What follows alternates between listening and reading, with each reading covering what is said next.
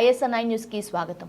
నందిగామ వైసీపీకి big shock. వైసీపీని వీడి టీడీపీలో చేరిన ముగ్గురు కౌన్సిలర్లు. గతంలో వైసీపీ కైవసం చేసుకున్న నందిగామ మున్సిపాలిటీ ఇప్పుడు పూర్తిగా టీడీపీ వంశమైంది. ఇప్పుడు చేరిన ఇద్దరు కౌన్సిలర్లతో కలిసి 11కు చేరిన టీడీపీ బలం. అభివృద్ధికి మద్దతుగా వైసీపీని వీడి ఎమ్మెల్యే శ్రీమతి తంగిరాల సౌమ్య నాయకత్వంలో నందిగామ ప్రగతి పదంలో ప్రయాణిస్తుందన్న నమ్మకంతో టీడీపీలో చేసినట్లుగా తెలిపిన కౌన్సిలర్లు బాపట్ల సాంబయ్య, శ్రీమతి అచ్చిదివ్య, శ్రీమతి విశ్వనాథ పల్లివాణి మరియు 9వ వార్డు వైఎస్ఆర్సీపీ ఇన్ఛార్జ్ విశ్వనాథ పల్లి కృపారావు మీడియాకు తెలియజేశారు. శ్రీమతి తంగిరాల సౌమ్య వారికి తెలుగుదేశం కండువా కప్పి సాదరంగా పార్టీలోకి ఆహ్వానించారు.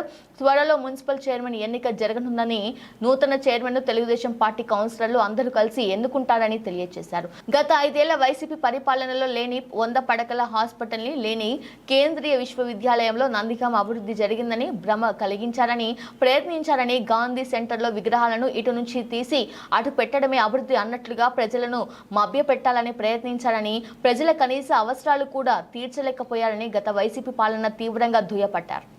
టీడీపీ పార్టీ ఆధ్వర్యంలో నందిగామ మున్సిపాలిటీలో మంచి పరిపాలన జరగనుందని, నగర ప్రజల ఆంక్షలు తప్పక ఫలిస్తాయని తెలిపారు. అందరికీ నమస్కారం. చాలా సంతోషంగా ఉంది. త్వరలో మున్సిపల్ బోర్డు తెలుగుదేశం పార్టీ కైవసం చేసుకోబోతున్నారు. చాలా సంతోషంగా ఉంది. మరి ఈరోజు ఇద్దరు కౌన్సిలర్స్ వైసీపీ నుంచి టీడీపీలోకి రావడం చాలా సంతోషంగా ఉంది. మరి మనస్ఫూర్తిగా మేము ఆహ్వానిస్తున్నాం. 17వ వార్డుకు చెందిన కౌన్సిలర్ సాంబయ్య గారు, అదేవిధంగా 9వ వార్డు చెందిన వాణి గారు, దీన్ని మనస్ఫూర్తిగా మేము అభినందనలు తెలియజేసుకుంటున్నాం. తప్పకుండా ఇంకా కొంతమంది కౌన్సిలర్స్ కూడా రాబోతున్నారండి. మేము త్వరలోనే ఒక అఫీషియల్ ప్రోగ్రాం పెట్టి మున్సిపల్ చైర్మన్ ఎన్నుకోబోతున్నాం.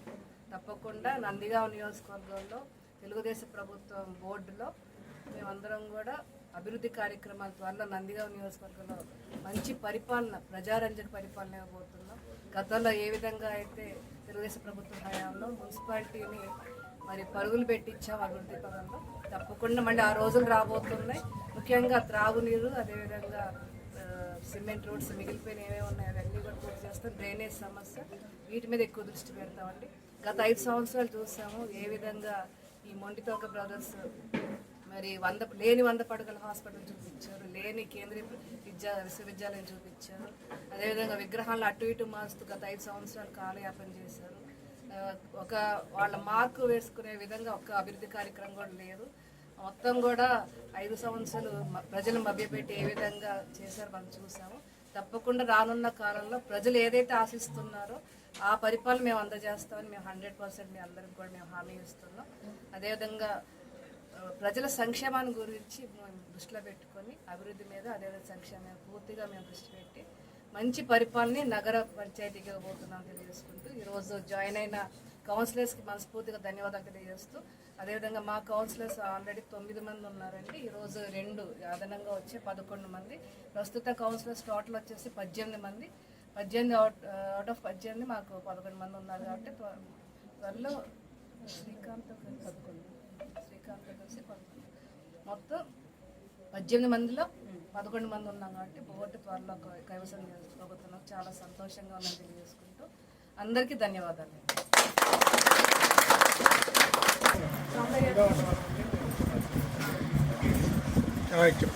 ఒక్క నిమిషం.